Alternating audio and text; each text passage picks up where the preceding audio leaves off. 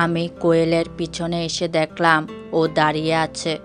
ওর পাশে দাঁড়িয়ে কাঁধে হাত রাখতেই ও অন্যদিকে ঘুরে গিয়ে বলল, তো তুই এখানে এলি কেন? আমি তো যেতাম ওদিকে। কোয়েলকে নিজের দিকে ফিরিয়ে বললাম, এই একই প্রশ্ন আমার। তুই এখানে এলি কেন? কি এমন হলো যে ছুটে এদিকে চলে এলি?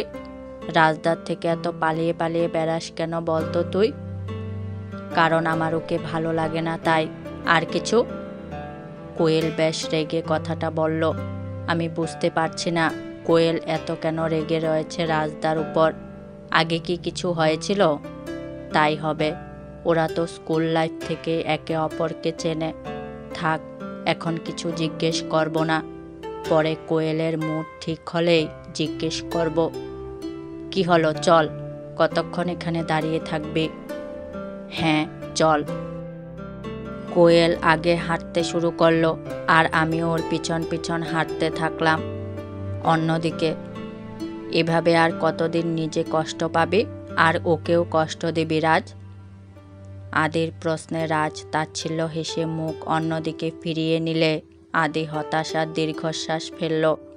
আদি ভার্সিটির বাইরে এসে দেখেছিল রাজ চুপচাপ একটা পার্কের বেঞ্চে বসে আছে। রাজের পাশে বসে রাজকে প্রশ্নটা করলে রাজ কোনো উত্তর দেয় না। তাই কিছুক্ষণ পর আদি আবার বলল, কোয়েল তো কিছুই জানে না তোর ব্যাপারে, জানতে চায়ও না। তুই জানাতে না চাইলে কিভাবে জানবে? আসার পর থেকে দেখা ছাড়া একটা কথাও বলেনি, চেষ্টা করলে এড়িয়ে গেছে। মৌমি সাক্ষী আসার পর থেকে ঘটে যাওয়া ঘটনাগুলোর। আদি রাজের কাঁধে হাত রেখে বলল, তুই যেটা করেছিস সেটা তো ঠিক নয় রাজ, এটা ভুলে যাস না। কোয়েলের রেগে থাকার কারণ তো আছেই। আমার ওকে জানানোর কিচ্ছু নেই আদি। ও ওর লাইফে মুভ অন করুক, আমি আমার লাইফে করব। ছোটবেলার ভালো লাগা নামক আবেগকে তো আর জোর করে ভালোবাসা নাম দেওয়া যায় না, তাই না? তুই বলছিস তুই কোয়েলকে ভালোবাসিস না? তাহলে ওর থেকে দূরে গিয়েও কেন ওর এত খোঁজ রাখতিস? আমি কখন বললাম আমি ওকে ভালোবাসি না? আমি তো ওকে নিজের জীবনের চাইতেও বেশি ভালোবাসি। কিন্তু তাই বলে যে ও আমাকে ভালোবাসবে তার তো কোনো মানে নেই আদি। রাজ কথাটুকু বলে উঠে গেলে আদি নিজের জায়গায় বসে জোরে বলে ওঠে, কোয়েলও কিন্তু তোর খোঁজ প্রত্যেকটা মুহূর্তে নেওয়ার চেষ্টা করেছে রাজ। আদির কথা শুনে রাজ দাঁড়িয়ে গেলে আদি মুচকি হেসে রাজের কাছে এগিয়ে গেল। পাশে দাঁড়িয়ে পকেটে হাত গুজে বলল, তুই আমাদের সাথে 4 বছর যোগাযোগ রাখিসনি রাজ। কোয়েল তখন ছোট ছিল, সদ্য ক্লাস 9-এ উঠেছে। আর তুই সেই সময় এইচএস দিয়ে হাওয়া হয়ে গেলি। ওই ছোট বয়সে ও অনেকের কাছে খোঁজ করেছে তোর, কিন্তু কোনো খোঁজ পায়নি। ও এখনও জানে না যে আমি তোদের ব্যাপারটা জানি। তাহলে তখন কিভাবে আমাকে জিজ্ঞেস করতো তোদের ব্যাপারটা? শুধু এটুকু জানতে পেরেছে যে তুই আমার থেকেই ওর খবর পেতিস, কিন্তু অবাক ব্যাপার, তুই জানতিস না। আদি কথাটা বলে হাসতে শুরু করলে রাজও হেসে ফেলল। আসলে রাজ যেই ছেলেটার থেকে খবর নিত কোয়েলের, সেই ছেলেটাকে আদি ইনফরমেশন দিত। আদি ছেলেটাকে কিছু বলতে দেয়নি রাজকে, কারণ রাজের প্রতি আদির অভিমান। আদি রাজকে বলল, আমার মনে হয় এবার তোর কোয়েলকে নিজের মনের কথাটা বলা উচিত। দেখ না ওর উত্তর কি আসে। ওর উত্তরেই তুই বুঝতে পারবি ও অভিমান করে আছে নাকি সত্যিই তোকে পছন্দ করে না। রাজ মাথা নাড়ল শুধু আদির কথায়, আর মনে মনে ভাবল, ও হয়তো সত্যিই আমাকে পছন্দ করে না, কিন্তু ওকে এটুকু তো জানতেই হবে যে আমি ওর জন্যই চলে গেছিলাম আর ওর জন্যই ফিরে এসেছি। কিরে, কি এত ভাবছিস? চল। রাজকে আদি টেনে ভার্সিটির দিকে নিয়ে চলে গেল। ক্লাস শেষে আদি আর রাজ বসে কথা বলছে বন্ধুদের সাথে, কিন্তু আদির চোখ খুঁজছে মৌমিকে। আদি বারবার এদিক ওদিক তাকাচ্ছে। সেটা দেখে রাজ হেসে আদির কানে কানে বলল, বউরে খুঁজিস? তাহলে ওই দিকে দেখ। রাজের কথা মতো আদি সেদিকে তাকালে দেখে মৌমি আর কোয়েল কথা বলতে বলতে আসছে। রাজ আদিকে বলল, দেখ, তোর বউয়ের খেয়াল রাখছি আমি। আদি হেসে রাজের দিকে ঘুরে বলল, আমার বউয়ের খেয়াল রাখিসনি, নিজের বউয়ের রেখেছিস। একসাথে দুটো কাজ করছিস বল। ও তো হ্যাঁ। এদিকে আমি আর কোয়েল কথা বলতে বলতে আসছিলাম। সে সময় দেখলাম আদি আর রাজদা ওদের বন্ধুদের সাথে কথা বলছে। আমার সাথে সাথে কোয়েলও এটা দেখতে পেলে আমাকে সঙ্গে সঙ্গে বলে, চল, হোস্টেল ফিরতে লেট হয়ে যাচ্ছে।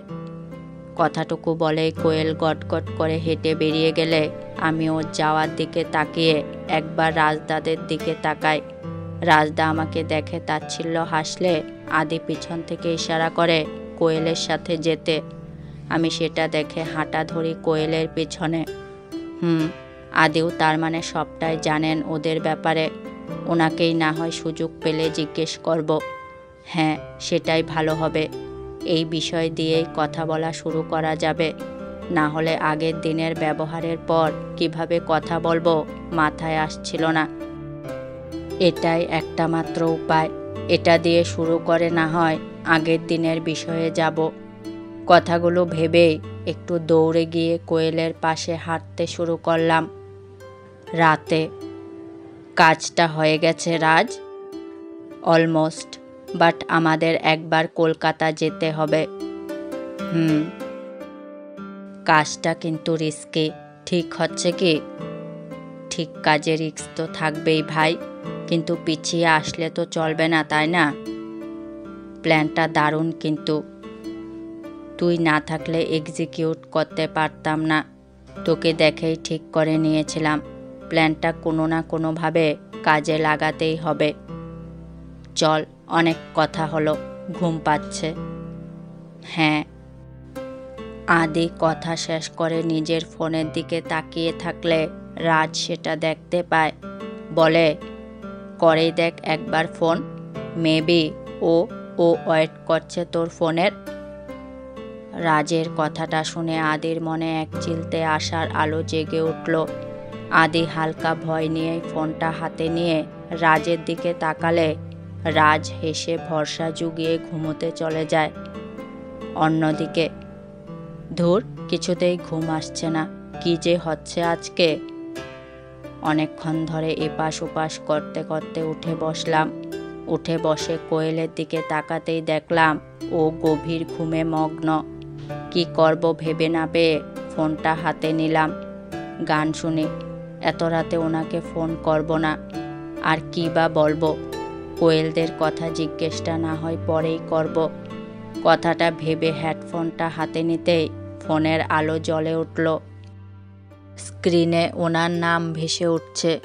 ভাইব্রেশনে রাখায় কোনো আওয়াজ হয়নি। আমি কোনো কিছু না ভেবেই ফোনটা রিসিভ করে নিলাম। রিসিভ করার পর অপেক্ষা করতে লাগলাম ওনার কিছু বলার, কিন্তু ওদিক থেকেও কোনো রকম কোনো কথা নেই। আমি ধৈর্য হারিয়ে ফোনটা রাখতে নিলেই উনি ওপাশ থেকে বললেন, ঘুমাওনি? না, ঘুম আসছিল না। আচ্ছা, আপনি কেন ঘুমাননি? ঘুম আসছিল না আমারও। আচ্ছা। আবার নীরব হয়ে রইলাম দুজন। এবার আমি নীরবতা ভেঙে বললাম, রাজদা আপনার সাথে রয়েছে? হ্যাঁ, একই রুমে আছি দুই বন্ধু। ঘুমিয়ে পড়েছে ও, তাই আমি ব্যালকনিতে আছি। ঠিক আছেন উনি? হ্যাঁ, ঠিকই আছে। কোয়েল ঠিক আছে তো? হ্যাঁ, অনেক আগেই ঘুমিয়ে গেছে। ওর কথা বাদ দাও। কুম্ভকর্ণ এখনকার যুগে থাকলে ওকেই বিয়ে করত আর নিজের পাটরানি বানাতো। কুম্ভরাশি হলে যে মানুষ এমন ঘুমায় তা ওকে না দেখলে জানতে পারতাম না। দেখুন, ঘুম নিয়ে এরকম বলবেন না। ঘুম হচ্ছে গিয়ে স্বাস্থ্যের পক্ষে অনেক ভালো। ওহো, তুমিও তাহলে ঘুমেরই দলে? আজ্ঞে। দুজনেই হেসে উঠলাম। এভাবেই গল্প চলতে লাগলো আমাদের। গল্প করতে করতে কখন যে চোখ লেগে গেছে টেরই পাইনি। সকালবেলা ঘুম ভাঙতেই দেখি ফোন কানের কাছে রয়েছে আর ওনার কলটাও কেটে গেছে অনেক আগে। আমি তাড়াতাড়ি উঠে ড্রেস বার করলাম, কারণ কোয়েল ওয়াশরুমে। কোয়েল বের হলে আমি ফ্রেশ হয়ে রেডি হয়ে নিয়ে বের হয়ে যাই ভার্সিটির উদ্দেশ্যে।